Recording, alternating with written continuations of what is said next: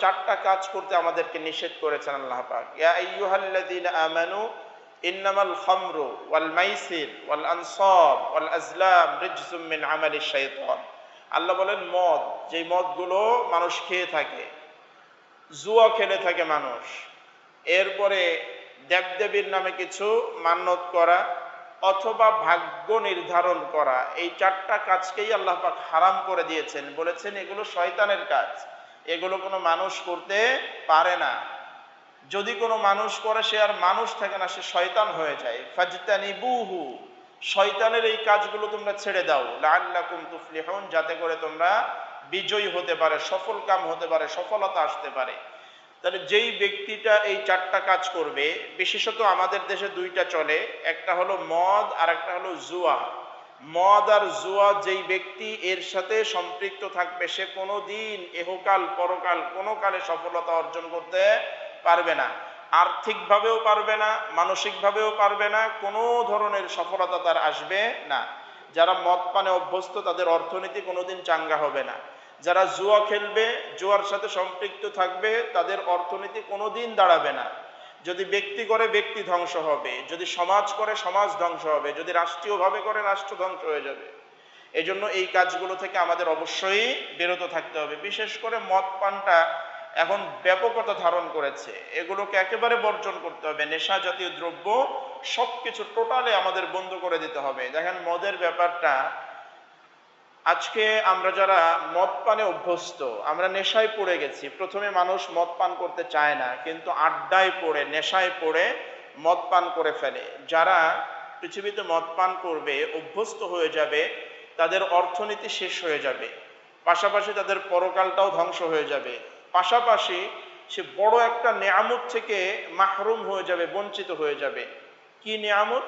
কিয়ামতের দিন আল্লাহ পাক একজন বান্দাকে জান্নাত দেওয়ার পরে চারটা নদী দান করবেন। কয়টা নদী দিবেন?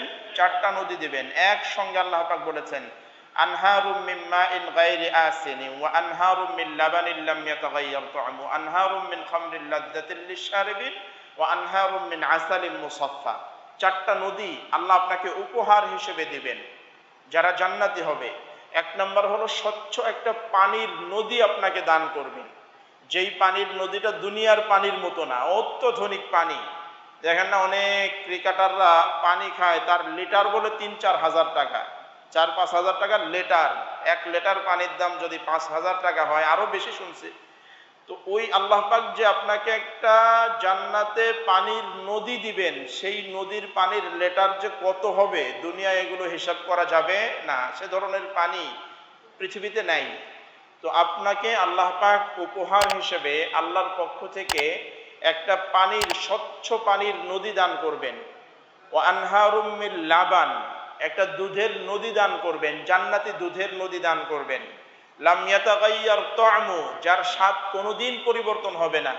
দুনিয়ার দুধ তো একটু পানি মিশালি এক ধরনের স্বাদ হয়, জাল একটু বেশি দিলে আর এক ধরনের স্বাদ হয়, একদিন চলে গেলে টক হয়ে যায়, দ্বিতীয় দিন খাওয়া যায় না। কিন্তু আল্লাহ বলেন জান্নাতে যেই দুধের নদীটা আমি আমার জান্নাতি বান্দাকে দিব, লাম ইয়াতাগায়্যার তা'মু, কোনোদিন তার স্বাদ বিনষ্ট হবে না, সব সময় স্বাদে ভরপুর থাকবে। ওয়া আনহারুম মিন খামরিন লাযযাতিল লিশশারিবিন, আল্লাহ আপনাকে একটা মদের নদী দান করবেন। যদি আপনি জান্নাতি হতে পারেন, আমি জান্নাতি হতে পারি, একটা মদের নদী আল্লাহ দান করে দেবেন, যেই মদ খেলে মাতাল হবে না। এখন তো মদ খেয়ে রাস্তা এক জায়গা থেকে আরেক জায়গা সরাই ফেলে, বিল্ডিং এক জায়গা থেকে আরেক জায়গা নিয়ে যায়, মাতাল হয়ে যায়। এখনের মদ খাইলে কি থাকে না, সেন্স ঠিক থাকে না। সে দুনিয়ার নিজেকে রাজা আর বাদশা মনে করে, পকেটে ১ টাকাও নাই, কিন্তু মদ পান করার পরে মনে হয় যে এই দেশের রাজাই সে দেশের বাদশা। শোনা কথা শুনেছি। তো এই যে নেশা করার পরে কিয়ামতের দিন আল্লাহ জান্নাতি যে নদী দিবেন, একটা মদের নদী দিবেন, সেই মদগুলো খেলে নেশাগ্রস্ত হবে না, বরং সে স্বাভাবিক অবস্থায় থাকবে। অত্যাধুনিক মদের নদী আল্লাহ দান করবেন। ওয়া আনহারুম মিন আসালিন মুসাফফা, একটা পিওর মধুর নদী আল্লাহ পাক দান করবেন।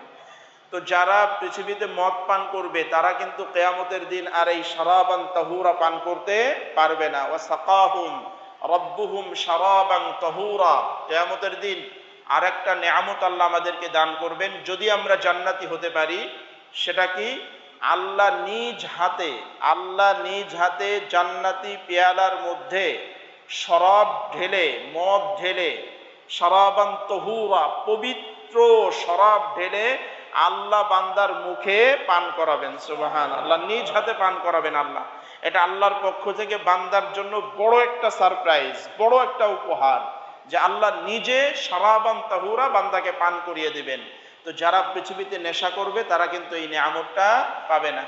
এই জন্য আমার প্রিয় ভাইয়েরা, যারা আমরা নেশাগ্রস্ত আছি, আমার বন্ধু মহল, আমার পরিচিত মহলে যারা নেশাগ্রস্ত আছে, আমরা আমাদের সর্বোচ্চ শক্তি দিয়ে তাকে নেশামুক্ত জীবন উপহার দেওয়ার চেষ্টা করবো ইনশাআল্লাহ তাআলা। জুয়া খেলা, জুয়াটা আমাদের দেশে অনেক সময় এটা যে জুয়া হয়ে যাচ্ছে, এটা যে অপরাধের কাজ আমরা বুঝিও না, এমনিতেই আমরা খেলছি, কিন্তু এটা জুয়া খেলা হয়ে যাচ্ছে। বিশেষ করে যে ক্রিকেট খেলাগুলো যখন চলে, বিভিন্ন টুর্নামেন্ট যখন ছাড়া হয়, তখন যুবকরা অনলাইন অফলাইন সব লাইনে তারা জুয়া খেলতে আরম্ভ করে। এটা যে জুয়া খেলা, এটাই যে গুনাহ হচ্ছে, এটা যে অর্থ অপচয় হচ্ছে, সে যে জাহান্নামী হয়ে যাচ্ছে, শয়তানের কাজ করছে, সে নিজেও জানে না, জুয়াটা সে বোঝেই না, এই জন্য সে জুয়ার সাথে জড়িয়ে যায়।